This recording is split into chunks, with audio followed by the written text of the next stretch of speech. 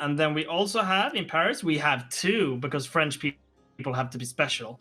So we have the Notre Dame Cathedral, Thrones of the True Faith, +2.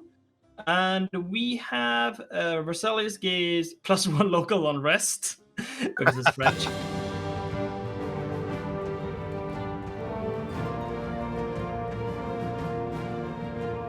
Hello, my name is Mordred Viking, and I'd like to welcome you to this Paradox Interactive stream, where I'm joined by Groogy. Hello, Groogy. Hello! And do you want to go through what we are doing today? Yes, so today we're gonna go through some of the things you requested last time, which is Southeast Asia, the focus of the expansion. So with that, it will be the map, and it will also be government reforms, some new features, including monuments. First thing, you're gonna be seeing like the usual suspects and so on that exist in Southeast Asia, but there's some new nations that wasn't here before, and there's also some new formables, which I do want to show, but we'll do that later.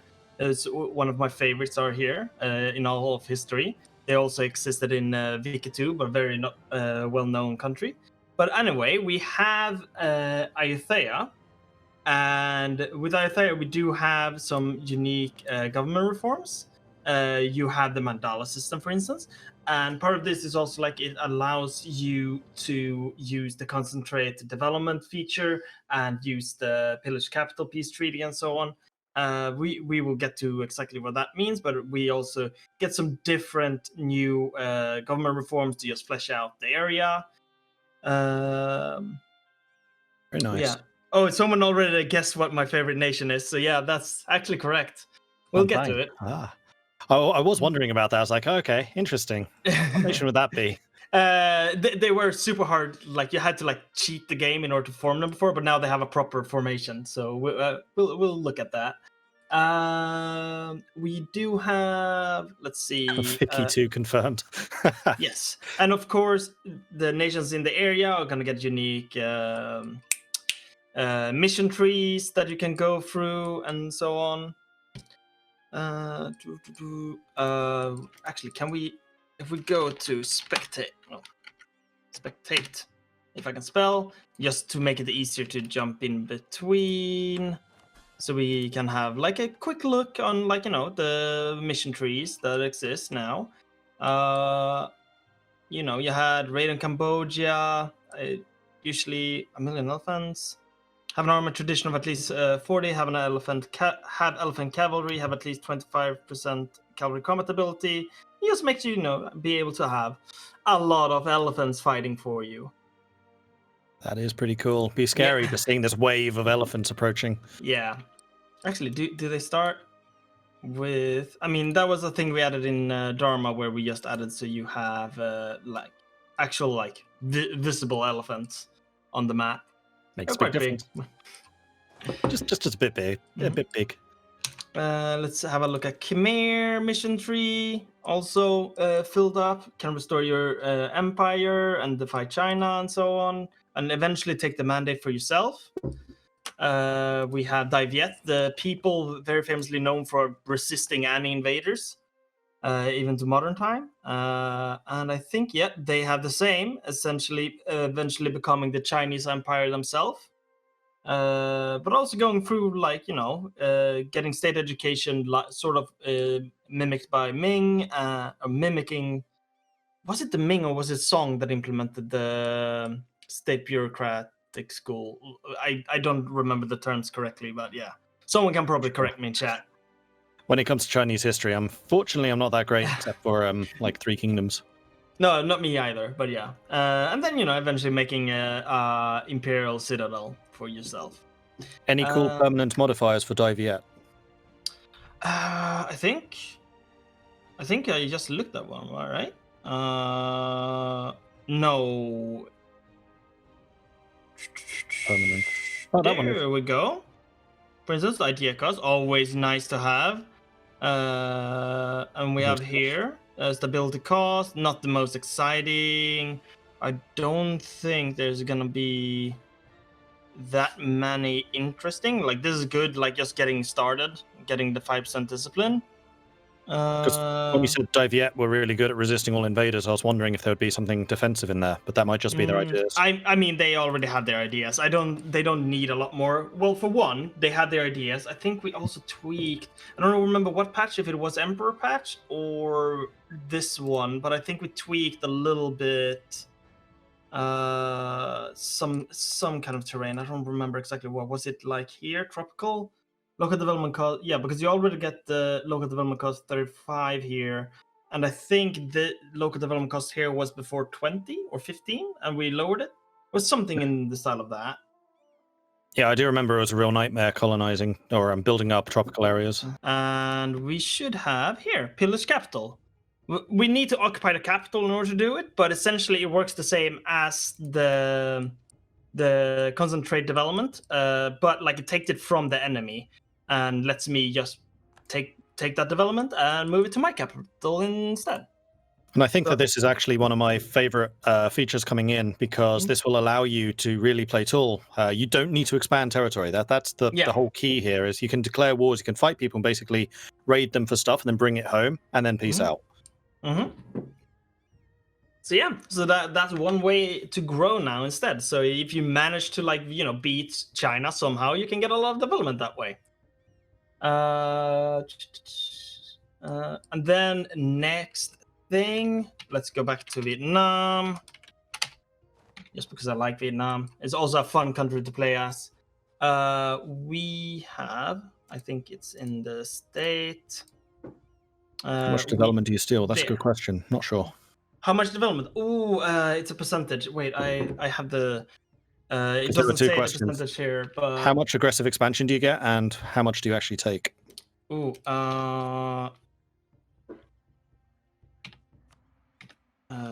let's go back. Yeah, you're still at war, so we can have a check. I mean, it should say here if we just do like this, control 1816. There we go. Gotta love the console. Yeah. Otherwise, we would never be able to. All right. So now we can get a better sense here. The state will lose 5 development, and then we will gain 5 development. And I think, we get not as much aggressive expansion. We get basically the war scoring and aggressive expansion. So it's a way cheaper way to grow. If you would take a province that is, what is it, 5 development. Do we have any on the border? You are 3 development. So if we take you as an example, that would be 9 aggressive expansion. So you do get a sort of discount on it. So yeah. And yeah, so we pillage and we take that one. Oh wait, actually, I need to uncheck you first. Because so you get 3. Yeah, you get essentially based on the development you get from it. Mm-hmm. That's really cool. There you go. Anyway, what was the issue? Right. Let's go back to Diviet. What you do have is you also then have a centralized state where you can spend excess government progress. Reform progress. So instead of if let's say you got into the end and you are not doing any reforms anymore, you can start spending it instead on centralizing your state and making governing cost of your state cheaper. And that so you can also of course do it earlier, but you will have to measure between what is worth, right? Do I want to get the next government reform, or do I need to actually make these things cheaper in order to be able to conquer more? You can also, of course, if you have a lot of money, you can also build buildings that also does reduce it. So it's another tool in your arsenal. So one of the questions I know is going to come up, because it's one I had myself. How is centralized state better than using reform progress to increase your governing capacity? Oh no, so if you do it, this one gets more expensive each step. So this one increases the governing capacity you have. This one makes that one province cheaper, right? So let's say if you have not that one province, that state. So if you have a state that has a lot of development in it, let's say in total we have 100 development, which is not unlikely when you get to the end game that you have a whole state that is 100 development, maybe even more. Then reducing that cost will help you a lot, especially if you like stack it together with the buildings. And then like compared to this one I think the reform progress cost increases by like doubles every time you use it. So no, it's 20%, right? So let's actually take out the calculator. So when 100 divided by 20, so after, no, I'm doing that wrong. Stream maths. Keep me out of this. So like the next click will be 24. I think, yeah, you're gonna have to click this a bunch of times, and then the other one will be more worth it. So yeah, if you've expanded your administration a lot, then it's probably worth doing the other one. Especially if you have that one province like your capital. Especially if you've been pillaging everyone, then you want to reduce the exactly. And also, like if you have buildings, like it's going to be stacking together. So you also do have this one, expand infrastructure, which since we showed it, I think. Has like gotten a little bit of change. So instead of being like plus 200, it is plus 50, but it also makes it the growth of the governing cost in the province like double. So the more development there is in there, the more expensive it will be. So you have a bit of scaling, and like so the governing increase cost you can't get rid of through buildings, but the province governing costs that increase, that you can get rid of. So you do have a sort of like a little bit of like there is an increase, but you can work against it to try and like still keep the governing cost low. Have you shown expand infrastructure yet? Yes, this is literally right now. Yes. So this is actually a really good example of when you would use the provincial governing cost reduction, because if you're using expand infrastructure a bunch in one place, and you want to have the provincial reduction because it will ultimately be cheaper. Yep, exactly. That's only good in coal province. You can build 2 furnaces. No, you have several different. Like since the last patch, you have several different manufacturers now. So you have furnace, and then you have the manpower building, for instance. You have the governing cost building. You have the sailor building. I'm trying to remember what they're all called. Soldiers' household is the manpower one. Yes. Admiralty, I think, is the sailors. No. Okay, let's see what if you can remember. You have them all listed here, all of the special manufacturing. Right, going from right to left: furnace, soldiers' household, Admiralty. Nope. It's the same image for Admiralty back when we had unique buildings in the old building system, but it is. Help me out here. Impressment offices. That's the one. And this is State House. State House. Yes. I wouldn't have remembered. Yeah, this one used to be called Admiralty, so you're not wrong. Then Rampart Manufacturing. Mm-hmm. Yes. Oh yeah. So this just means like you can have both your normal manufactory or furnace plus like a state house if you use that, or you can like stack all of them if you want to. Yeah. So if you have a really good coastal province, you can get soldiers and sailors, which would be nice. Or ramparts and other buildings. Exactly. So that's about it.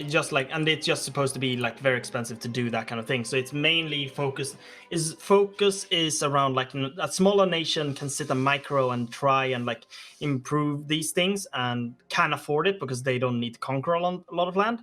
So that's why the values are balanced as they are. You see the stateless society tribes. Did we cover that last week? No. Stateless society tribes. I don't think they mean Native Americans. I think there is someone here that is supposed to be that. We should be able to. Is it political government types? I think that there should be a republic here somewhere. 3 tribes next to Kaima. Oh, there to the right of Kaima. Here. Yeah. Oh yeah, here we go. Yes, I thought I remembered. Let's do tab. This is new to me. I hadn't seen this before. Yes. So here we have Rada. So they start as a stateless society. I think they're tribal but stateless society. our people are consciously chosen not to organize into a state, preferably simple lives free from oppressive hierarchies prevalent in the lowland realm. Morale of armies, fort defense, and governing capacity. So they're just like designed around not being able to conquer a lot. So, but I wonder. Oh, I guess they can only reform into a republic because they're stateless. They would only approve of democracy, so you would have to otherwise switch. But I don't. Yeah, you can't change. I wonder if there's anything. Morale and fort defense, nice. Yeah, they're like the anarchists in Hearts of Iron. So let's go. I don't think there's anything special if they reform into a republic. Peasants' Republic. Oh no, yeah, they become a peasants' republic. Of course, that makes sense. So yeah. It's proto-Dithmarschen. Interesting. Yeah, it's proto-Dithmarschen, but in Southeast Asia.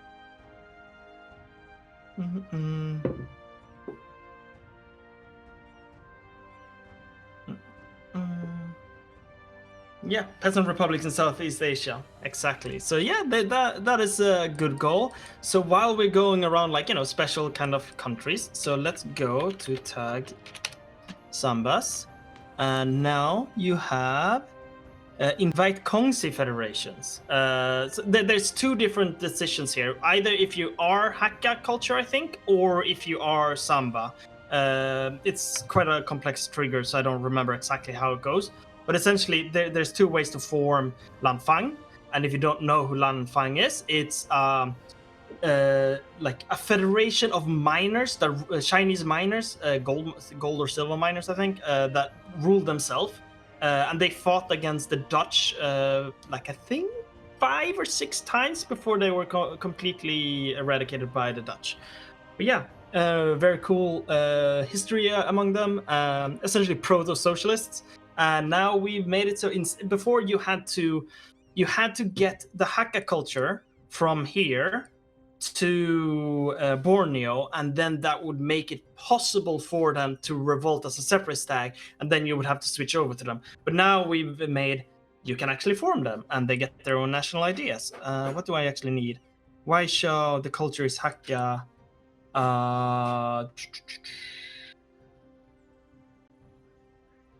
Where is Waisha? Wait.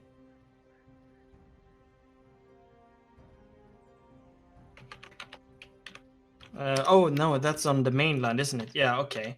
So if we do, let's colonize 2157, and then where is the Hakka culture? That's political, I think. Their culture, we have Hakka, Cantonese. There, Shikwan. Colonize 2158. There. So now we should be able. Oh wait, right. We need to actually convert the religion first. It's already Hakka. Oh, it's already Hakka. There we go. We just needed to own it. There we go. And bam. Yes, please. We are now Lanfang. Sweet. And their ideas are Lanfang ideas. We get yearly inflation reduction, infantry combat ability, and like the finisher is one of the few in the entire game, +1 possible policies. So just like Sweden, they can have 4 military policies. They have yearly Republican tradition. Production efficiency, diplomatic reputation, morale of armies, attrition for enemies, max promoted cultures, goods produced modifier, and development cost and expand administration cost -30%. They are really good. I like that set of ideas. That's really cool. Yeah, so they get like it's not the easiest nation to form, and they're pretty rare. So I just want, their ideas should be quite fun. Yeah. Was that 0.3? Yeah. Yep, it was. And -2 national unrest. Was the government reform? I think it's a unique one. Kongsi Federation, yeah. They get production efficiency and even more Republican tradition. So yeah. 666 rule is incoming, permanent. Draft transport is also something we need to show off. So let's switch to... Okay. I think they're a monarchy, right? Oh no, but they're a special one, so I don't think they're gonna let me. Oh no. Form progress 500. There we go. Plutocracy. And now we can draft transport ships. And what it will do is it will cheaply make readily available transports essentially drafted from the population. So yeah. Still takes quite a long time to build them, though. Yes. Things. Okay. Yeah, it's a good way of basically maintaining a transport capacity without actually maintaining transports. Yep. You can grab them when you need them. It's sort of akin to how previously you could draft ships from burgers estates with the old interactions. Yep. Yeah. Those were heavies, weren't they? Yes, they were heavies though. They were heavies, but that was also quite OP though. Yeah, it was pretty. Essentially, strong. you just got heavy ships for free. But yeah, I think that is all the features we want to show today.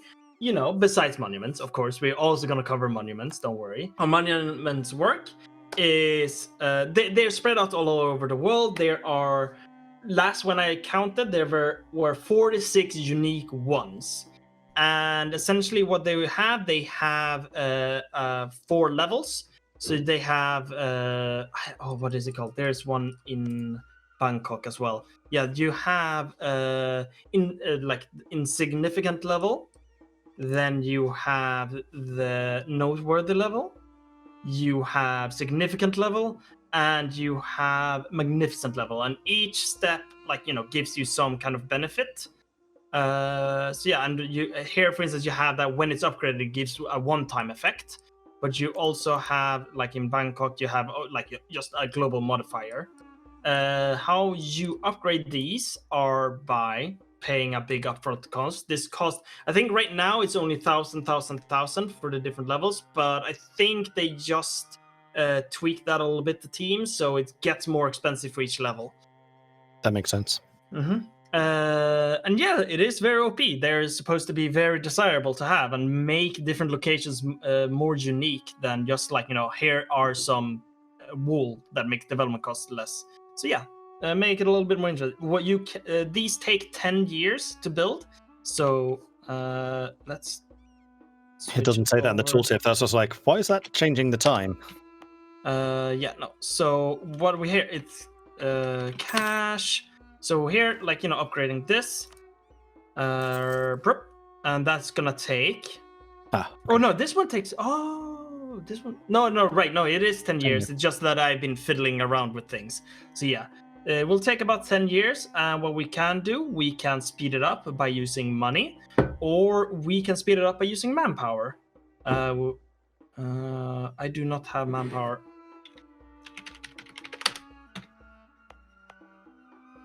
Oh, what? We do? I guess that's just a bug that will be fixed, of course, by the team. But yeah. Oh, I know what the program has done wrong. So yeah, no. But anyway, so essentially you can speed it up, just get it finished.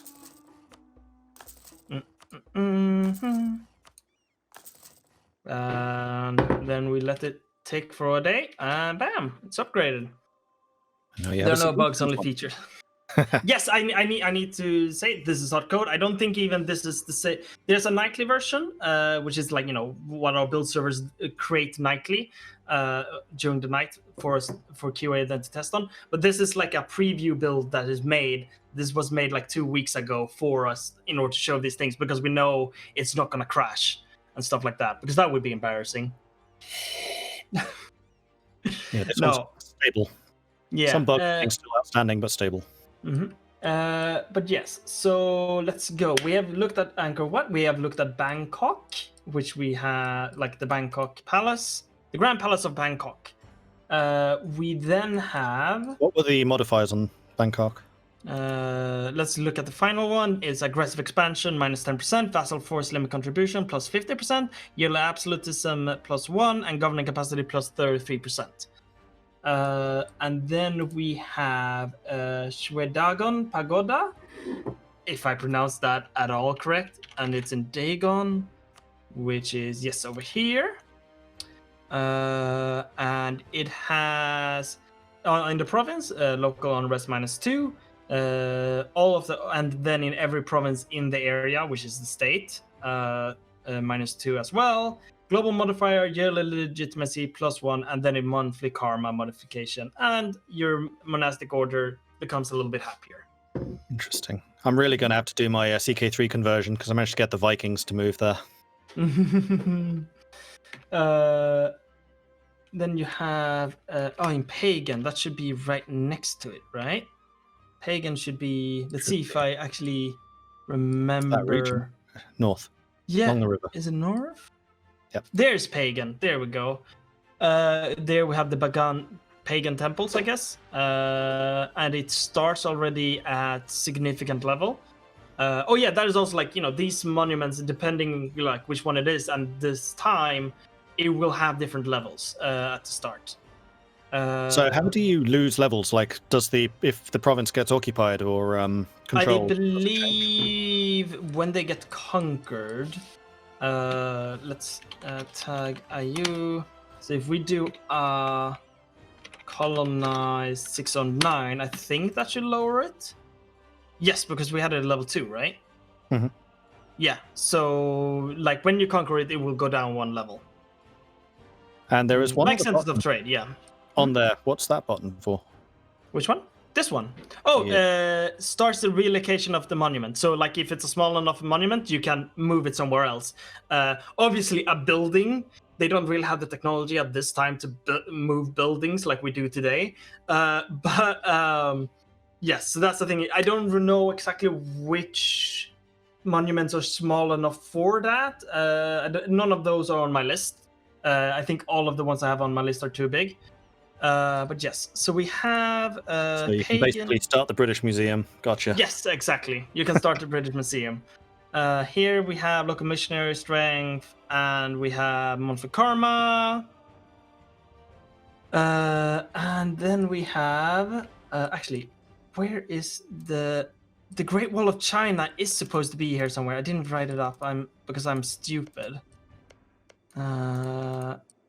But there is supposed to be one. See it from space.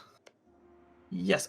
There's the Forbidden City, at least, in Beijing, which gives you prestige decay, a mandate, growth modifier, and geolo absolutism. But anyone in chat that knows where, like, usually the tourist place of it is? Probably there where it is. I don't know. But anyway, let's ignore that for now. Wouldn't a map mode be helpful about now? Is there a map mode for monuments? No, I don't believe so. But that would actually be very helpful. Economic, maybe. I doubt it's diplomacy. No, doesn't seem like it.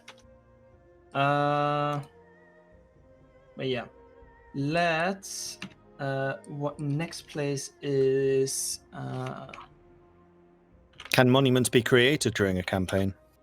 I think when they, like, essentially what is supposed to, you can't create new ones, like they have to be scripted. But I think what the idea is essentially that, insignificant here is that I don't think the Grand Palace of Bangkok is built yet historically. So this is the level it has at start, and you are the one that builds it, I think. Let me double check so I'm not saying wrong. Grand Palace of Bangkok. Save me, Wikipedia. Yeah, exactly. It's the official residence of King of Siam since 1782. So much later. So that's the idea, right? Like, there are gonna be a monument here, so we let you be the one that builds it. And then we have what is it? Spectate. There. Let's go like that, and we go over to Shirvan, and then it is in this one we have, where is it? Oh, maybe it's not visible, but we have the Baku Ateshga, which is the fire temple of Ateshga. This is the Zoroastrian monument. one of my favorite religions. And in order for you to be able to use this one, you need to be Zoroastrian yourself. Otherwise, it doesn't mean anything for you. They're similar, I think, with St.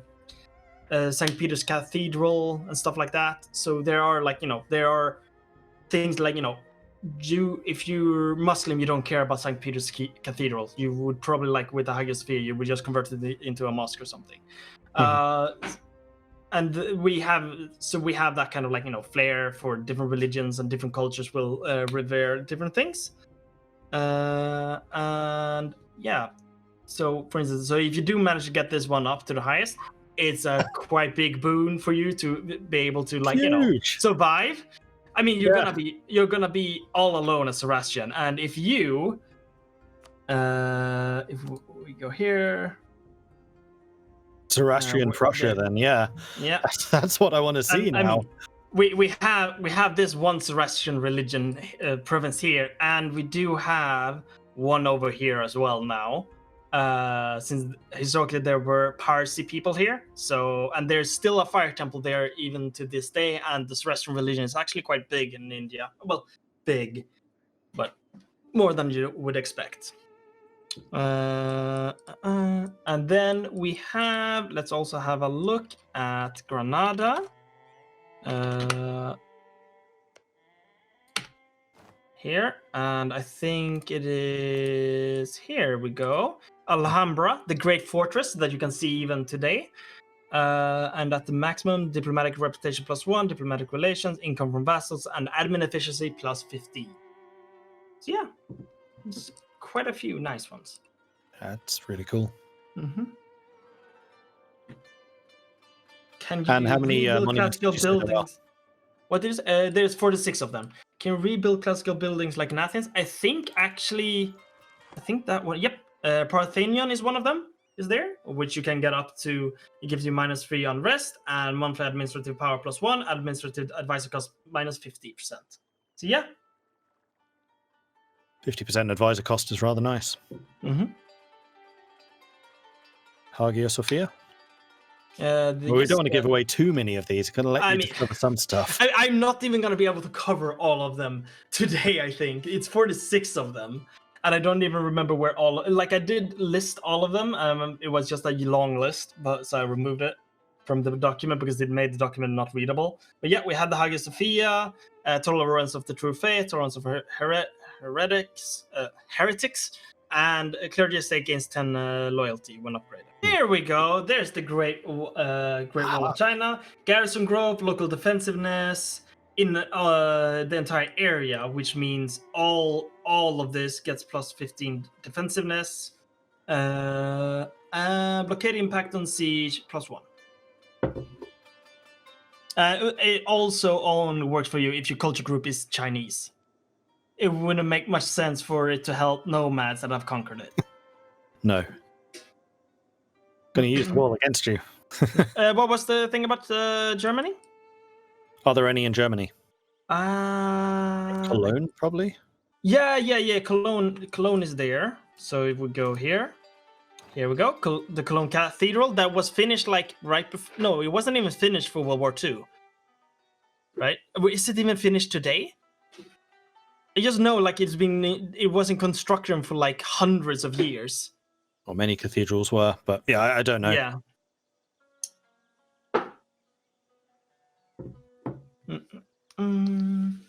There's a Machu Picchu. Yes, there is. Which would be in. No, it's in Picchu, isn't it?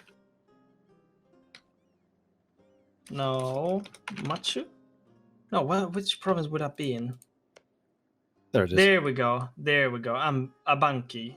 I don't know how to pronounce that. Idea cost. And the idea cost, administrative power, and clergy estate gain 15 loyalty. Brandenburger Tor. I think the Brandenburger Tor is built too late for it to be relevant of the era. Yeah, so you wouldn't have that. Dalaskogen Mines. I don't think that's a monument. I mean, you mean the Stora Kopparberget? But I don't think that counts as a great project. It would be kind of cool to make into a great project, but then the question becomes, well, why don't you make these mines into a great project as well? Tower of London, yes, that is one. We have here Tower of London, and then we also have in Paris, we have two, because French people have to be special.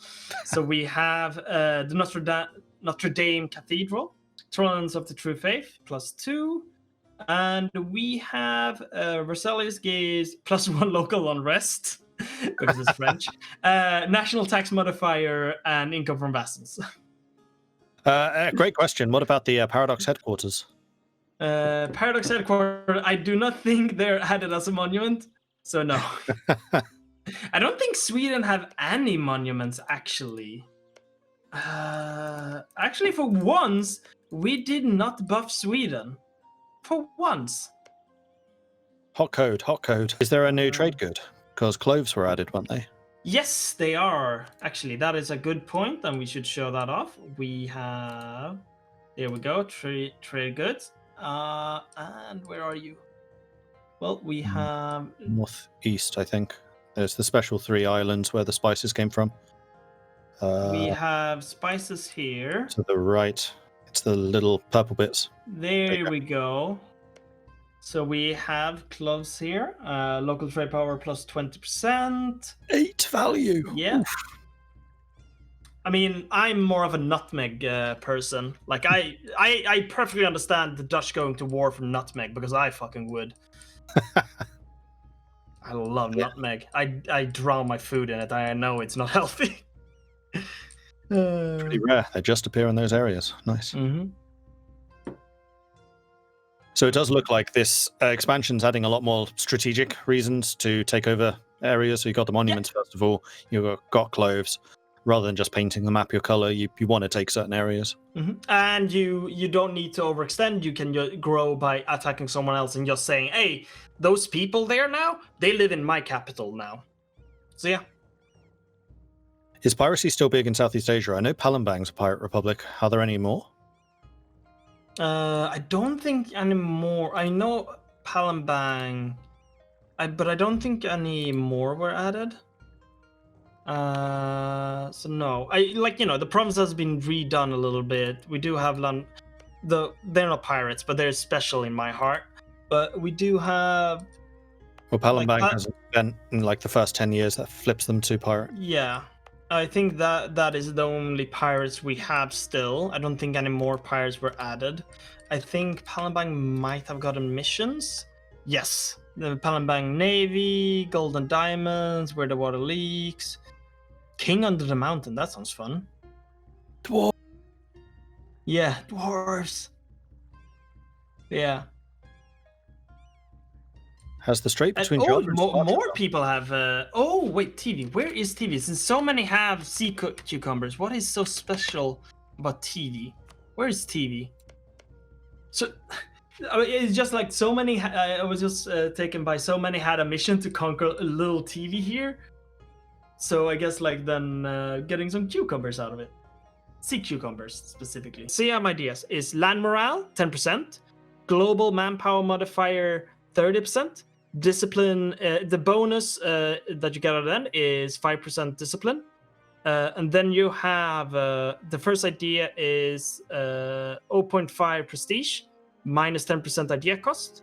Cavalry infantry, the next idea is cavalry infantry compatibility 15% and cavalry fire +1. You have diplomatic representation in the next one, and then in the next one you have development cost minus 10%, and then you have in the next one minus 20% diplomatic annexation cost, and then in the next one you have minus 10% technology cost, and in the last one you have +1 jailer absolutism and +1 legitimacy. So quite decent ideas. Yeah. Mm-mm.